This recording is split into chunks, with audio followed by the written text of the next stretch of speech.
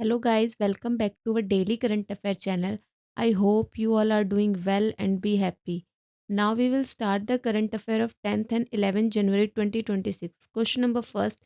What is the name of the mascot launched to simplify Aadhaar related service for citizens? हाल ही में कौन सा mascot launch किया है ताकि जो नागरिक हैं उनके लिए आधार से जुड़ी सेवाओं को समझना आसान हो सके? Options are option A is Udan, option B is Uday, option C is Arav, option D is Samvid. What was the correct answer? Our right answer is option number B is the correct answer, Uday. ठीक है, UIDAI ने उदय को जो है आधिकारिक आधार mascot के रूप में लॉन्च किया है और यह नागरिकों के लिए आधार सेवाओं की जानकारी सरल और दोस्ताना तरीके से समझाने के लिए डिज़ाइन किया गया है और ये बच्चों और जो आम नागरिक हैं उनके लिए आधार की प्रक्रिया और लाभ आसानी से समझाने में मदद करेगा और इसको जो है वो माई गवर्नमेंट प्लेटफॉर्म पर आयोजित राष्ट्रीय प्रतियोगिताओं के माध्यम से चुना गया था। ठीक है, माई गवर्नमेंट जो का जो प्लेटफॉर्म है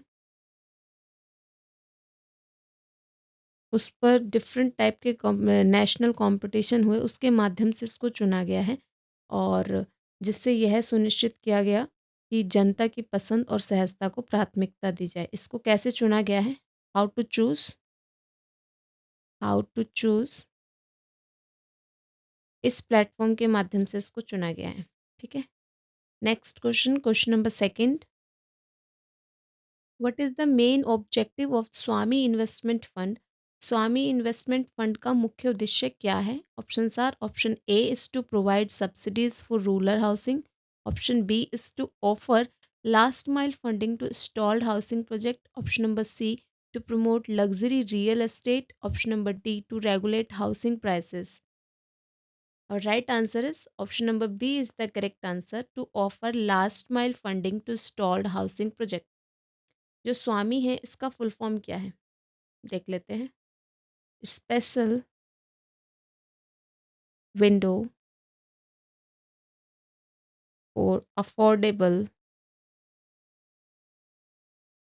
and mid income housing, mid income housing. ठीक है, इसका उद्देश्य जो है वो स्टॉल्ड हाउसिंग प्रोजेक्ट को पूरा करना है और यह विशेष रूप से मध्यम और किफ़ायती आवास के लिए जो घर खरीदने वाले हैं उनके हितों की रक्षा करता है और फंड परियोजनाओं को समय पर पूरा करने और रोजगार सृजन करने, इससे एम्प्लॉयमेंट बढ़ जाएगा, है ना। और क्या होगा? जो हाउसिंग सेक्टर है उसको सपोर्ट मिलेगा, स्ट्रेंथन होगा, स्ट्रेंथन हाउसिंग सेक्टर। ठीक है, next question, question number 3। What was the main focus of the first meeting of 14th Hindi सलाहकार समिति in जनवरी 2026? जनवरी 2026 में 14th हिंदी सलाहकार समिति की पहली बैठक जो हुई है उसका मुख्य फोकस किस बात पर था? Options are option A is reforming criminal laws, option B is promoting the use of Hindi in the legal field, option number C digitization of court records, option number D training judicial officers. किस बात पर focus था? Main focus किस बात पे था? Option number B is the correct answer, promoting the use of Hindi. Hindi को promote करना है, कैसे उसका यूज करना है इन लीगल फील्ड में। इसका मोर फोकस था, focus on use of Hindi in law और एडमिनिस्ट्रेशन में, इसका कैसे यूज होगा, कैसे यूज इसको प्रमोट करें। ठीक है, इस बात पर मेन फोकस था। तो जो 14वीं हिंदी सलाहकार समिति की जो बैठक हुई है इसमें कानूनी और प्रशासनिक कार्यों में हिंदी के उपयोग पर जोर दिया गया है और बैठक में स्पष्ट और सरल भाषा का उपयोग करने और आम जनता के लिए जो शब्दों को आसान बनाने और न्याय प्रक्रिया में हिंदी के प्रचार प्रसार के उपायों पर चर्चा की गई, कैसे उसको बढ़ाएं। ठीक है, यह जो पहल है वो नागरिकों के लिए कानून की समझ बढ़ाने और जो आम नागरिक है वो भी कानून को समझ पाए और प्रशासनिक कामकाज को अधिक पारदर्शी यानी ट्रांसपेरेंसी हो उसमें बनाने की दिशा की ओर महत्वपूर्ण कदम उठाया गया है ये। ठीक है। Next question, question number 4। What is the district level initiative by the Ministry of Textile to develop global export champions? वस्त्र मंत्रालय द्वारा वैश्विक निर्यात चैंपियन बनाने के लिए कौन सा जिला स्तरीय कार्यक्रम शुरू किया गया है? Option are, option A is national textile cluster mission, option B district led textile transformation, option number C integrated textile export scheme, या option number D one district one fabric program. कौन सा स्टार्ट किया गया है?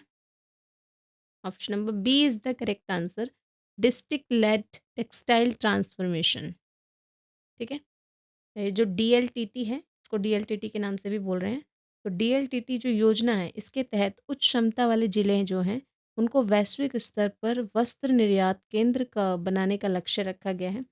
और इसके अलावा जो आकांक्षी जिला हैं जो करना चाहते हैं, उन जिलों को आत्मनिर्भर वस्त्र हब बनाने के लिए, केंद्र बनाने के रूप में विकसित किया जाएगा। और योजना में जो जिले हैं विशेष रणनीतियां अपनाई गई हैं उनके लिए, ताकि होगा क्या, स्ट्रेंथन मिलेगी किस चीज़ को?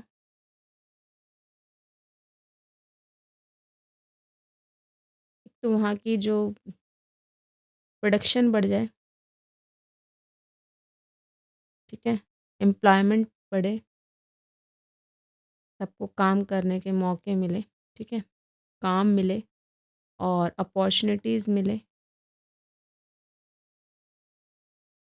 और वहाँ का इंडस्ट्रियल ग्रोथ हो। ठीक। Next question, question number 5। What is the digital portal launched by the Ministry of Women and Child Development for CSR and Partnership? महिला और बाल विकास मंत्रालय द्वारा सीएसआर और साझेदारी के लिए लॉन्च किया गया डिजिटल पोर्टल क्या है? Option are, option A Sampark, option B is Pankhudi, option number C is Shakti Setu, option number D Sambhav. What was the correct answer? कौन सा डिजिटल पोर्टल स्टार्ट लॉन्च किया गया है? Option number B is the correct answer, Pankhudi जो है, ये जो डिजिटल पोर्टल है जो कि सीएसआर और साझेदारी को सरल और पारदर्शी बनाता है, और यह सरकार, कॉरपोरेट और एनजीओ और नागरिकों को जोड़कर इसको, गवर्नमेंट को, कॉरपोरेट को, एनजीओज को और सिटीजन को जोड़कर महिला और बाल विकास के क्षेत्र में सहयोग को बढ़ाता है। और पोर्टल की मदद से उनकी परियोजनाओं की निगरानी रखना, उनका ट्रैकिंग करना, और वो प्रभावी कार्यान्वयन की वो सही ढंग से काम कर भी रहे हैं कि नहीं, और सुनिश्चित किया जा सकता है। और यह जो मिशन है मिशन सक्षम आंगनवाड़ी और पोषण 2.0, मिशन वात्सल्य और मिशन शक्ति, जितनी भी ये स्कीम चलाई गई हैं ministry of women and child development के द्वारा, इन सबको, इन प्रमुख योजनाओं को समर्थन भी देगा। ठीक है। Next question, question number 6। At which forum did the Vice President of India call climate action an opportunity not a constant in January 2026? जनवरी 2026 में भारत के उपराष्ट्रपति ने किस मंच पर से कहा है कि जलवायु कार्य अवसर है, बाधा नहीं? Climate action an opportunity not a constant, किस मंच से कहा है? Option are, option A is India energy summit, option number B Bharat climate forum 2026, option number C global sustainability dialogue, या option number D national green growth conference. Right answer is option number B is the correct answer, Bharat climate forum 2026। उपराष्ट्रपति ने इस मंच से जलवायु कार्य को विकास में बाधा नहीं माना है, बल्कि अवसर बताया है। इन्होंने कहा है कि स्वदेशी क्लीन टेक्नोलॉजी अपनाने से रोजगार बढ़ेगा, ऊर्जा सुरक्षा और दीर्घकालिक विकास, जो सस्टेनेबल डेवलपमेंट की बात की जा रही है, उसको भी बढ़ावा मिलेगा। भारत का जो दृष्टिकोण है, पर्यावरण संरक्षण के साथ आर्थिक विकास में संतुलन बनाए रखना है। यानी भारत चाहता है कि एनवायरनमेंट को प्रोटेक्शन तो हो, एनवायरनमेंट प्रोटेक्शन के साथ इंडिया जो है वो इकोनॉमिक के रूप में भी इकोनॉमी ग्रोथ भी हो इंडिया का। ठीक है। Next question, question number 7, which day is observed as a Pravasi Bharatiya दिवस इन इंडिया? भारतीय प्रवासी दिवस जो है इंडिया में कब मनाया जाता है? Options are, option A is 8 January, option number B is 9 January, option number C is 10 January, option number D is 15 January. Our right answer is option number B is the correct answer. 9 जनवरी को मनाया जाता है।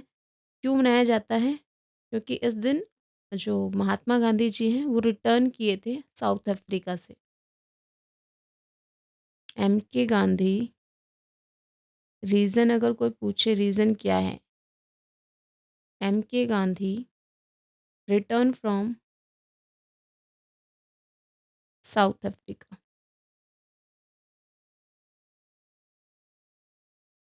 ठीक है।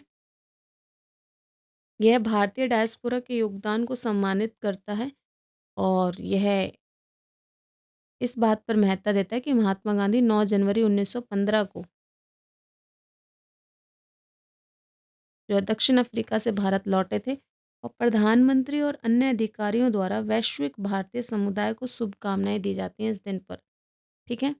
Next question, question number 8, what does MISTI stands for the national initiative discussed in Andhra Pradesh? जो MISTI नामक एक इनिशिएटिव लिया गया है, नेशनल इनिशिएटिव है, डिस्कस किया गया है इसको आंध्र प्रदेश में, ये इसका फुल फॉर्म बताना है हमें। ठीक है। Options are, option A is mission for integrated shoreline and trade infrastructure, option number B mangrove initiative for shoreline habitat and tangible incomes, option number C marine initiative for sustainable tourism in India, या option number D mangrove infrastructure scheme for tidal islands. Our right answer is option number B is the correct answer. Mangrove Initiative for Shoreline Habitat and Tangible Incomes. अब ये है किस लिए? इसका जो main focus है वो किस चीज़ पर है? फोकस ऑन 3 चीज़ों पर है मेनली, मैंग्रोव का कंजर्वेशन, ठीक है, दूसरी बात है प्रोटेक्शन, शोरलाइन प्रोटेक्शन, और तीसरी है बायोडायवर्सिटी का रिस्टोरेशन।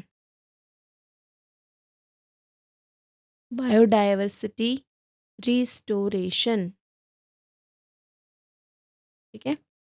इसका एम क्या है? जनरेट करना है sustainable livelihood for coastal community के लिए और contribute to climate resilience in line with the India's global environment commitments.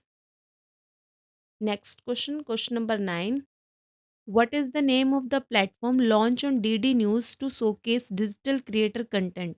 Digital content creators के लिए डीडी न्यूज़ पर लॉन्च किया गया एक प्लेटफॉर्म है, उसका नाम क्या है? Option A is digital Bharat Manch, option number B is creator corner, option number C is orange economy hub, या option number D waves studio. What was the correct answer? और right answer is option number B is the correct answer, creator corner. आपको image में भी show हो रहा है। ठीक है। जो क्रिएटर कॉर्नर है ये डिजिटल कंटेंट निर्माताओं के लिए एक राष्ट्रीय मंच है और यहाँ पर छोटे शहर और ग्रामीण क्षेत्रों के जो क्रिएटर्स हैं उनको प्रतिभा दिखाने का अवसर मिल जाता है और कार्यक्रमों का जो मुख्य उद्देश्य है युवाओं को सशक्त बनाना, ठीक है, और सार्वजनिक प्रसारण जो है उसमें विविधता लाना है। तो हमें दो चीज़ों पर यहाँ पर फोकस है। यहाँ पर एम किस चीज़ का है? एक तो जो एम्पावर किया जाए यूथ को, एम्पावर यूथ, और स्ट्रेंथन किया जाए पब्लिक ब्रॉडकास्टिंग को।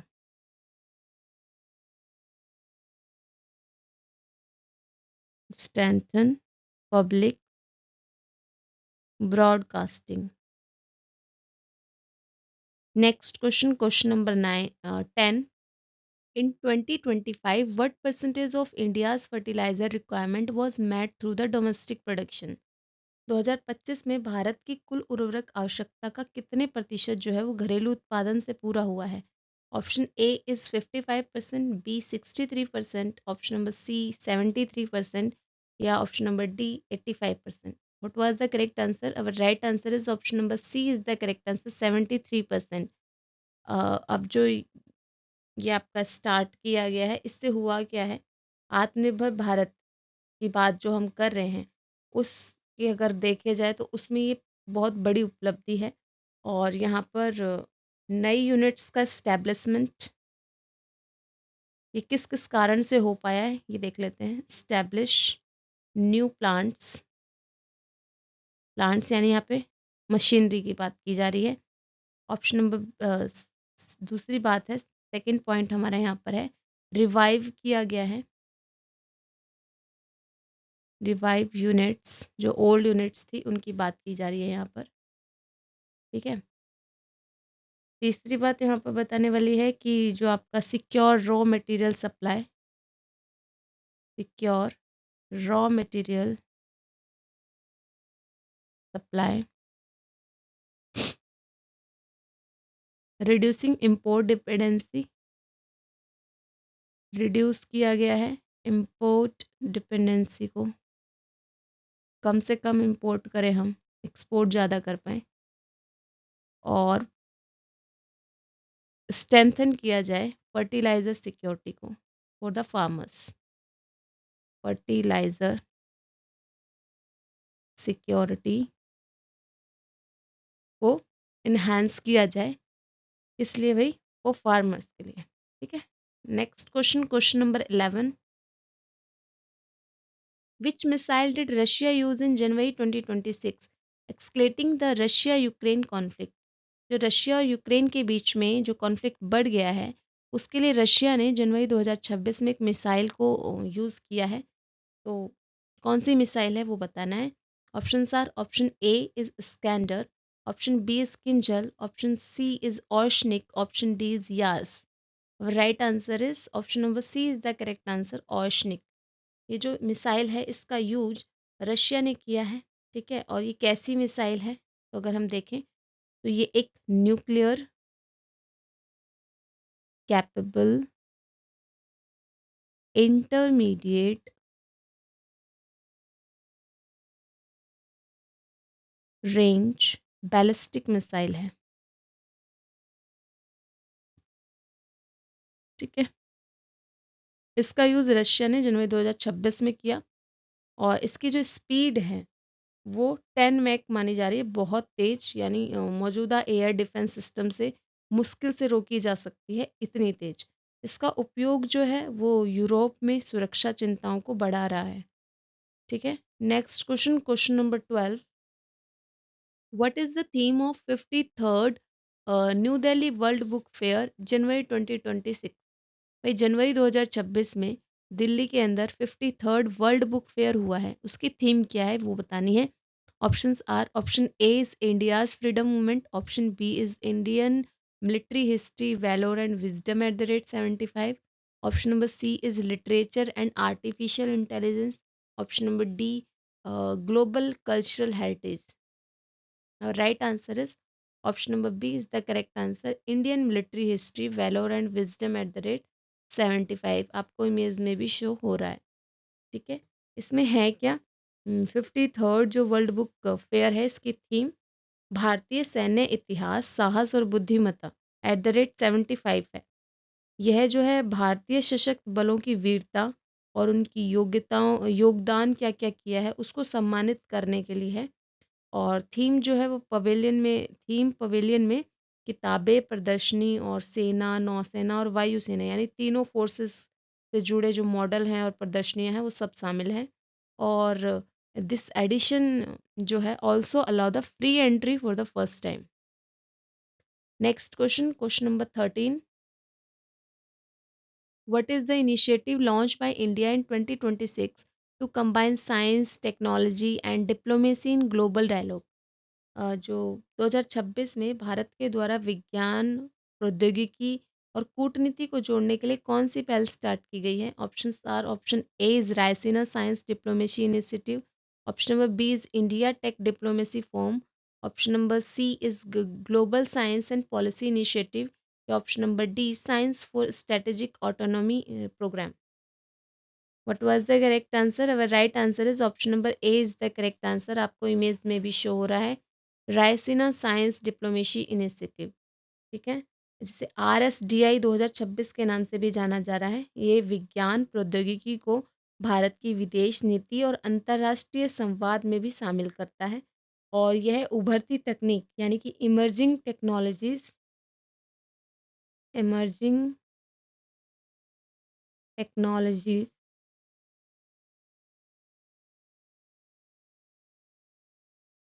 ठीक है, और स्ट्रेटेजिक कोलैबोरेशन,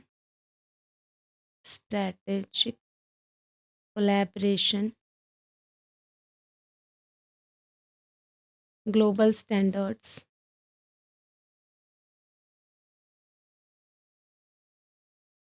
और strengthening India position in science diplomacy. Strengthen करेगा इंडिया की पोजीशन को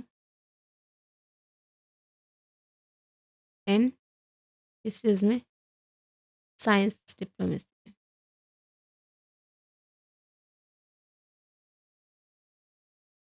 ठीक है, और क्या करेगा ये? इस सब पर विचार विमर्श करता है और उनको मंच भी प्रदान करता है. ये जो पहल है भारत और ग्लोबल साउथ के दृष्टिकोण से जो विज्ञान कूटनीति को सशक्त बनाने के लिए ऐसा किया गया है कदम है. Next question, question number 14. Which newly formed district in Arunachal Pradesh will become India's first bio-happy district? भाई, इंडिया के अंदर अरुणाचल प्रदेश में एक नया नया डिस्ट्रिक्ट है जो कि बनेगा. क्या बनेगा? इंडिया का पहला बायो हैप्पी डिस्ट्रिक्ट. कौन सा है? Option A is Swang, option number B is Ziro, option number C is Kei Panyor, option number D is Itanagar. Image में देखिए, केई पान्योर जो है ये करेक्ट आंसर है आपका. ठीक है, ये किसके विचारों पर बेस्ड कॉन्सेप्ट है? तो बेस्ड ऑन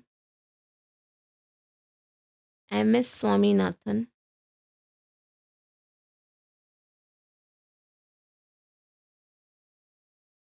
का जो बायो हैप्पीनेस कॉन्सेप्ट है उस पर आधारित है. तो ये आपको याद रखना है, MS स्वामीनाथन जी को. इट इंटीग्रेट, ये क्या क्या अपने अंदर ले रहा है भाई?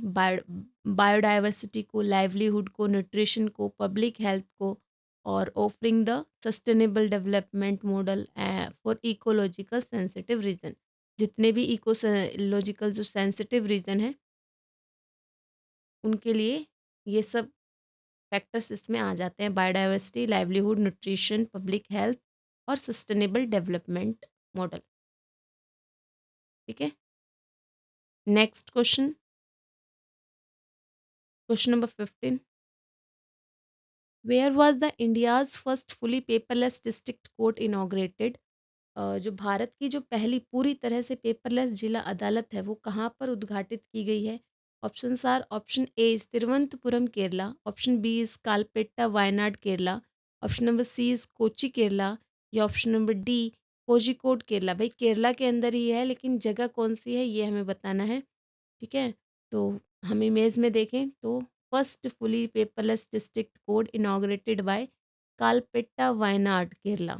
our right answer is option number B is the correct answer. Kalpetta Wayanad Kerala के अंतर्गत ये फुली जो है पेपरलेस डिस्ट्रिक्ट कोर्ट इनॉग्रेट किया गया है. किसके द्वारा किया गया है? बाय CGI सूर्यकांत जी के द्वारा. ठीक है, इनके द्वारा इनॉग्रेट किया गया है. और यह जो पूरी तरह से डिजिटल है, फुली पेपरलेस है तो यानी डिजिटल ही है, और AI बेस्ड उपकरणों का इसमें यूज़ किया गया है. और इसमें जो है केस फाइलिंग से लेकर फैसले तक जो है AI जो उपकरण है उनका यूज़ किया जाएगा. इससे प्रशासनिक कार्य में क्या होगा? तेजी आएगी और लागत में कमी आ जाएगी. पेपर वगैरह नहीं होगा यूज़.